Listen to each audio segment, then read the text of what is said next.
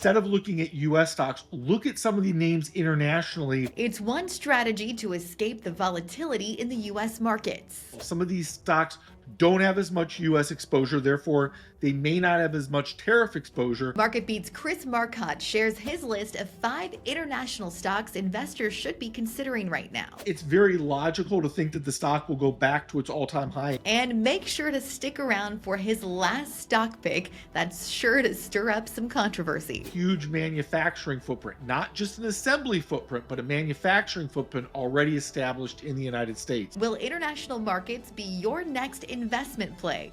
Let's dive in.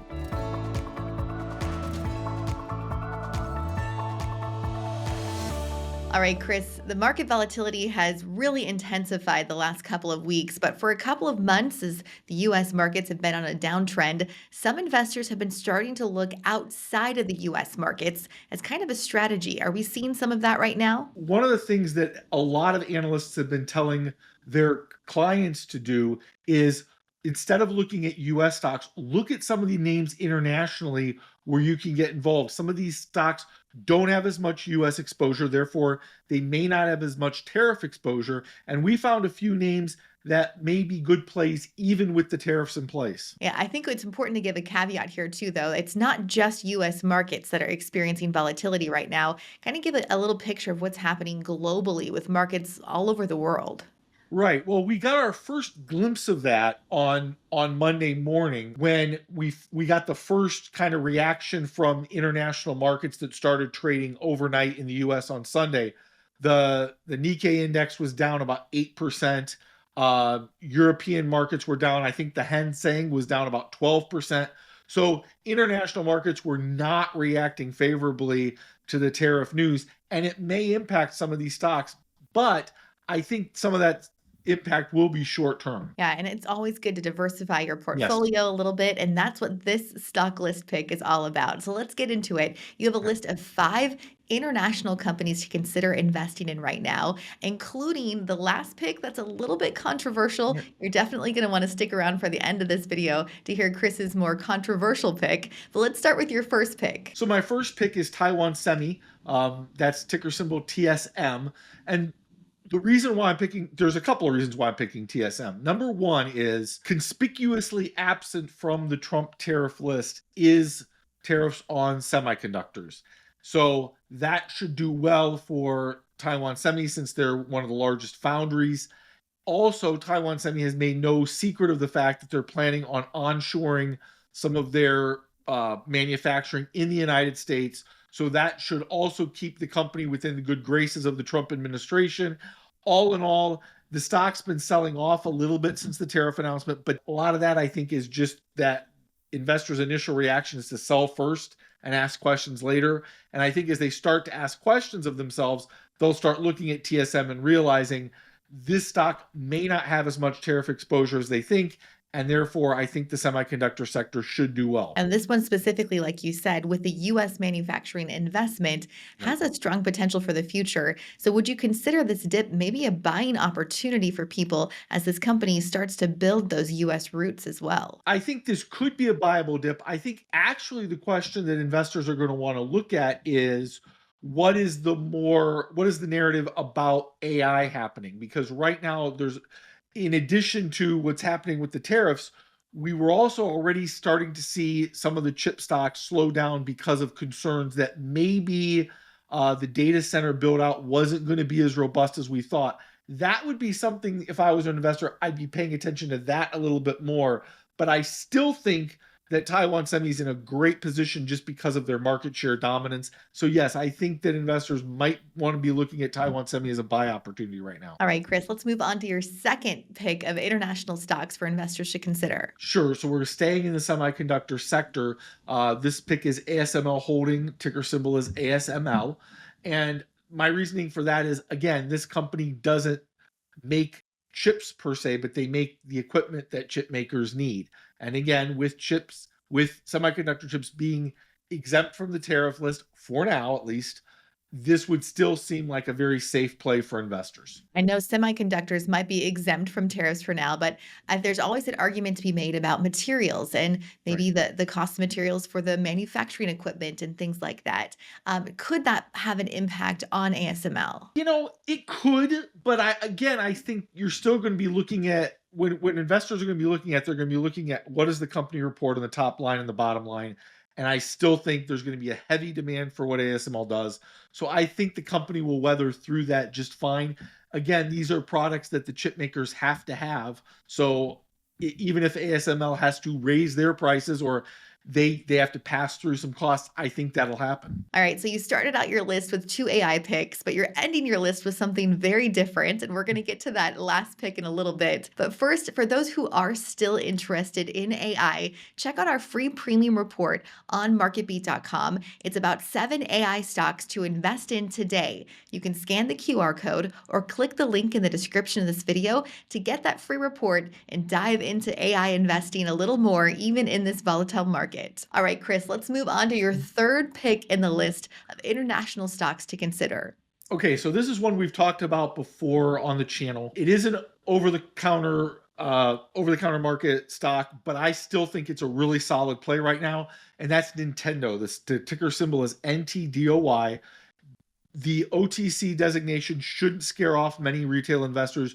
You can still purchase the stock on most of the platforms like Robinhood and Webull and such. NTDOY, if you were listening to us a couple of months ago when I first talked about the stock has since made a record high. And it's pulled back a little bit since then because of the tariff situation. But the reason for that is because they've said that the launch of their new Switch platform is going to be delayed now until June. It was originally supposed to come out, I believe, this month, but they've now said that the launch won't happen until June. But the launch is still happening, and that's good news for the investors because that's going to mean revenue. That's going to mean profits. There is a from what I understand and from what I've read, there's a fairly substantial waiting list now in terms of pre-orders for the Switch 2. So Nintendo already made a record high this year. It's pulled back a little bit, but if investors are looking at a second bite at the apple, now might be a good time. And you called this one very, very early, Chris, in pre-January, I think, about looking ahead to the Switch 2 coming out. Right. And like you said, the stock is performing just as expected. Yep. There is so much demand in the gaming sector, especially for this device.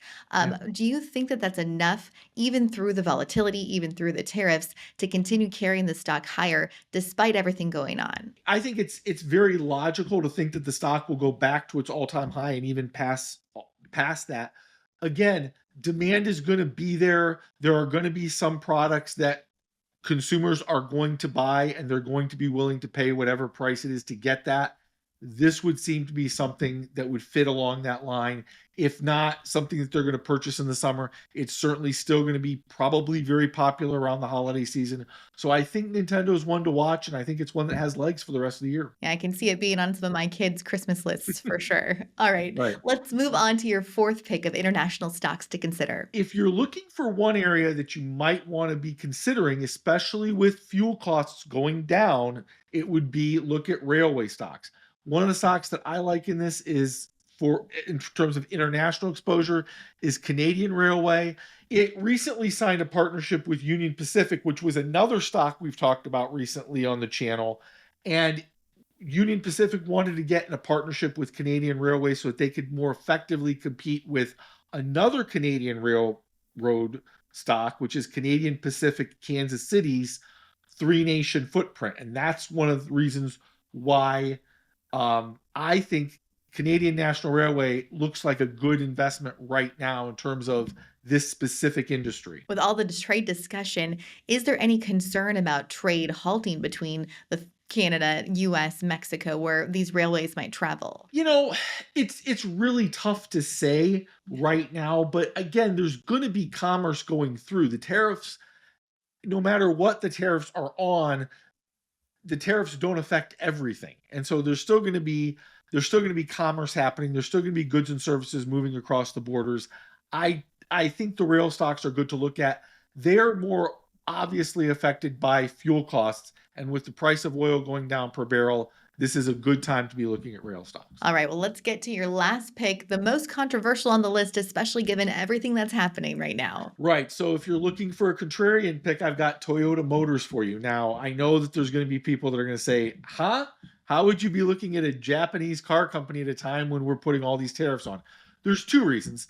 Number one is Toyota has a huge manufacturing footprint, not just an assembly footprint, but a manufacturing footprint already established in the United States. So that leads to my second point. Right now, the automotive sector would be a bad neighborhood. Toyota might be the best house in that bad neighborhood. And we're talking about probably better than Ford, probably better than GM right now. And so if investors are looking for a place to go, Toyota would be a good place to hide out, and it pays a good dividend to boot. So I'm thinking again, a little bit contrarian here, but if you're looking for a place that you might just want to be able to hide out, wait for all of the current volatility to tamp down, Toyota might be a good place to look. I think it's a really interesting point about this Japanese car maker having Right. just as much US manufacturing as the US car companies do. Right. Do you think it's going to hurt their sales, their revenue as much, or will all car makers kind of be hit the same? That's tough to say right now, but I really believe it's going to probably be more of a broader thing because I think the issue for the consumer is going to come down to simply what car can I afford to buy going forward. And right now, that's what the automakers have to try to figure out. If it's going to be Ford, then it's going to be Ford. If it's going to be GM, it's going to be GM. If it's going to be a Stellantis brand, it's going to be Stellantis. And if it's going to be Toyota and Honda, it's going to be Toyota and Honda. And those two brands, Toyota being one of them, have a very loyal customer base. They're fairly inexpensive to maintain. So again, I think consumers looking for value, I think they're going to be looking at the brand more than they are the country of origin. So I think Toyota is a really solid play in that sense. I don't want to end a conversation on cars without talking about what to expect with all of the different parts associated with this, whether it's steel costs, Right. whether it's even the cost of the electronics in these different vehicles. Will this have a market-wide hold down of auto stocks like Toyota? I mean, you wouldn't expect Toyota to hit maybe an all-time high in the next Right. couple of months or years? Right. I look, there's no question about it. With everything that we're talking about with steel prices, with aluminum prices, with the parts that automakers are bringing in from other countries to assemble their cars in the United States, there's no way around the idea that new car prices are going to go up. And that means even used car prices are going to go up. It's going to be more expensive. How long that lasts, it's impossible for me to tell right now. But I think the key for the investors is going to be where are going to be safe stocks to hang out. I like Toyota because of their dividend. And again, they already have a good base of manufacturing in the United States. So if you look beyond the headlines and you drill down to the specific companies, I think Toyota is a good place to play that right now. And no matter how much cars cost, people are still going to need them. So Yes, they it's a will. good point. All right, Chris, thank you so much for walking us through these different international stock ideas. Let us know what you think. Do you have some international stocks in your portfolio? Are you thinking of adding them? We'd love to hear your thoughts. Thanks for watching, everyone. And as always, happy investing.